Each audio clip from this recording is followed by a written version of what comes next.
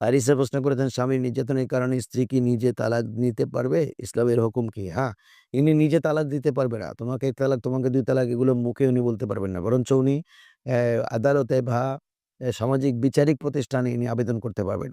যেমন ওনাকে যদি নির্যাতন করে তালাকও দেয় না। অনেক স্বামী এরকম আছে। ছেড়ে দিতে বললাম যে, "তুমি আমাকে ছেড়ে দাও।" ছেড়েও দেয় না। শুধু মারে, নির্যাতন করে, মানসিক, শারীরিক নির্যাতন করে ভরণ-পোষণ দেয় না, ওনাকে আটকায় রাখে। সেক্ষেত্রে উনি যদি পৌরসভার অধীন হন, পৌরসভার মেয়রের বরাবর দরখাস্ত করবেন যে, "আমি এই স্বামীর ঘর করতে চাই না। আপনি সেটা উভয় পক্ষকে ডেকে আমার সেপারেশন এর ব্যবস্থা করে দেন।" অথবা যদি সিটি কর্পোরেশন থাকে, সিটি কর্পোরেশন মেয়রের কাছে ইনি করবেন। অথবা সামাজিক বিচারিক প্রতিষ্ঠান, ইউনিয়ন পরিষদের চেয়ারম্যানের কাছে আবেদন করবেন। এগুলো যদি ব্যর্থ হয় তাহলে ইনি ডাইরেক্ট আদালতে মামলা করবে। আদালত তখন উভয় পক্ষকে ডেকে যাচাই-বাছাই করবে আসলে কি নির্যাতন করে, না মহিলাটা মিথ্যে ফাও কথা বলে পালাতে চায়, অন্য কোনো পরকীয়া করে পালিয়ে যেতে চায়। এটা বিচারিক আদালত ভালো করে স্টাডি করে দেখবে। অনেক মহিলা আছে বদমাইশ, সে পরকীয়া করে চলে যেতে চায় আর বলে যে, "তুমি আমারে তালাক দিয়ে দাও। আমি তোমার সাথে সংসার করব না।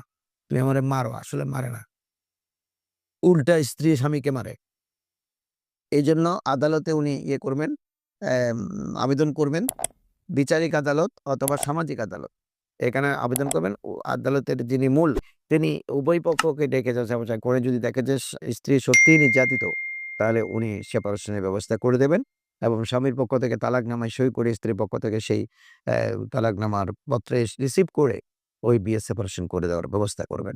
স্ত্রী এমনি সরাসরি তোমাকে ১ তালাক, ২ তালাক, ৩ তালাক এটা দিতে পারবে না। আশা করি বুঝেছেন। আপনাকে ধন্যবাদ।